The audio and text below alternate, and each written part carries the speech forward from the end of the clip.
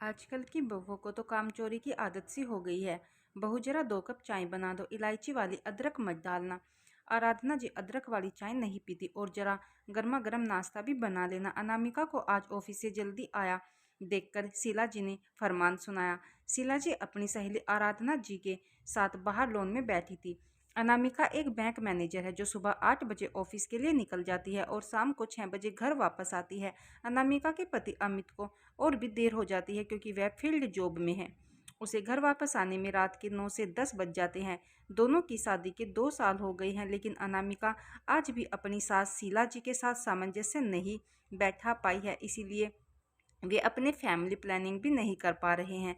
आज अनामिका की तबीयत खराब होने से वह लंच टाइम में ही घर आ गई थी। उसने सोचा था कि थोड़ा आराम करके शाम को अमित के साथ डॉक्टर के पास जाएगी, लेकिन आराम तो छोड़ो, आते ही किचन में घुसना पड़ा। अनामिका बैग रूम में रख हाथ मुंह धोकर गैस पर चाय चढ़ाई और फ़ोन करके समोसे ऑर्डर कर दिए। चाय बनते बनते समोसे भी आ गए। अनामिका चाय का ट्रे लेकर बाहर लोन में गई।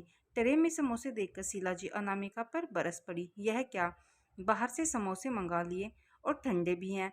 तुझे कुछ समझ में आता भी है कि कुछ घर में ही बना लेती। आजकल की बहुओं को तो काम चोरी की आदत सी हो गई है।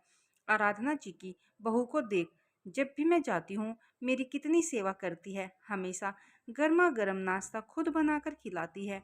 और तू है कि यह बाजार से नाश्ता मंगवा लिए। तेरी माँ ने तुझे कुछ नहीं सिखाया क्या? अनामिका चाय और नाश्ते की ट्रे टेबल पर रख अंदर आ गई क्योंकि आराधना जी के सामने बोलना कुछ ठीक नहीं समझा। अनामिका चाय का कप लेकर अपने रूम में आ गई कि चाय पीकर थोड़ा आराम कर लूं। सिर दर्द और बदन दर्द से उसकी हालत खराब हो रही थी। उसने चाय के साथ ही एक टेबलेट ली और जैसे ही आंखें बंद ही की थी कि अनामिका की आवाज़ उसके कान में सुनाई दी। जल्दी से वह रूम से बाहर आई। जी माँ, क्या हुआ? कब से आवाज़ लगा रही हूँ, सुनाई नहीं देता क्या? नहीं माँ, वह मेरे सिर में। अच्छा ये सब छोड़, आज रात के खाने में पनीर मसाला, भरवा भिंडी और बैंगन, मटर पुलाव, आलू के पराठे और ठंड में तो खाने के बाद गाजर के हलवे की तो बात ही कुछ और है। तो मीठे में गाजर हलवा, और हाँ, ज़्यादा तीखा मत बनाना। अमित की बुआ की ननंद यहीं पास में अपनी बहन के घर आई है, तो मैंने आज उन लोगों को सपरिवार खाने पर बुलाया है। वह तो आ ही नहीं रही थी। मैंने ही कहा, भाई हमें भी सेवा का मौका दीजिए। कहाँ आप लोग जल्दी आते हैं, उन्हें भी तो पता चले मेरे स्टैंडर्ड के बारे में। शीला जी ने अपना एक और फरमान सुना दिया। बिना अनामिका की बात सुने यह सब सुन अनामिका का सिर घूम गया और बोली, माँ, इतने मेहमानों को बुलाने से पहले मुझे बता तो दिया होता। मेहमान तो छोड़ो, आज तो मैं हम लोगों के लिए भी खाना नहीं बना पाऊंगी। मैं तो शाम को मेज से ही कुछ बनाने का सोच रही थी। क्या मतलब नहीं बनाऊंगी? अब मैं तुझसे पूछ कर करूंगी क्या कुछ? यह मेरा घर है, मेरे बेटे ने बनाया है, और तू कौन होती है मुझे बोलने वाली? लेकिन माँ जी, मेरी बात तो सुनिए। क्या सुनूं? मैं ही पागल थी जो मेरे बेटे की बातों में आकर तुझे इस घर की बहू के रूप में स्वीकार किया।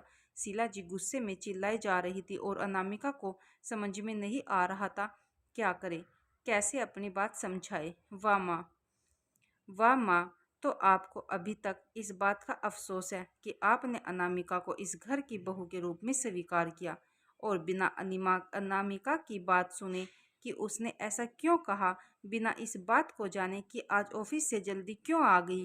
क्या बात है, सब ठीक तो है ना? कहीं कुछ प्रॉब्लम तो नहीं है? आपको बहू की फिक्र नहीं, रिश्तेदारों की फिक्र है। मैं दोपहर में अनामिका के ऑफिस गया तो पता चला कि उसकी तबीयत ज़्यादा खराब होने से हाफ डे लेकर घर चली गई है। मैं भी इसलिए जल्दी निकल आया कि अनामिका को डॉक्टर के पास ले जाऊं, लेकिन यहाँ आया तो यह सब हो रहा है। अरे बेटा, तुझे कुछ नहीं पता, यह क्या क्या बोल रही थी? शीला जी अमित को अचानक देखकर हड़बड़ा गई थी। मुझे सब पता है माँ, मैंने सब सुना।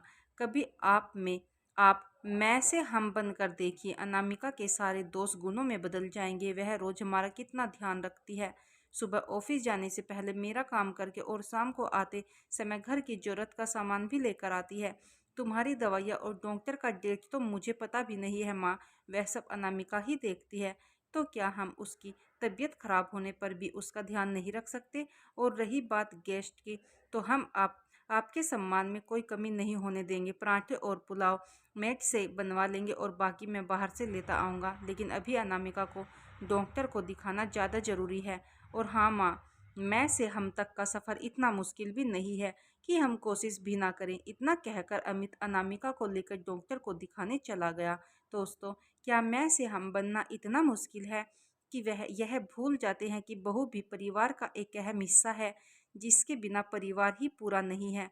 क्या क्या उस हम में उसका कोई स्थान नहीं है? क्या हमें उसके हिस्से का प्यार और सम्मान उसे नहीं देना चाहिए? आपकी क्या राय है? प्लीज़ कमेंट में ज़रूर बताइएगा। धन्यवाद।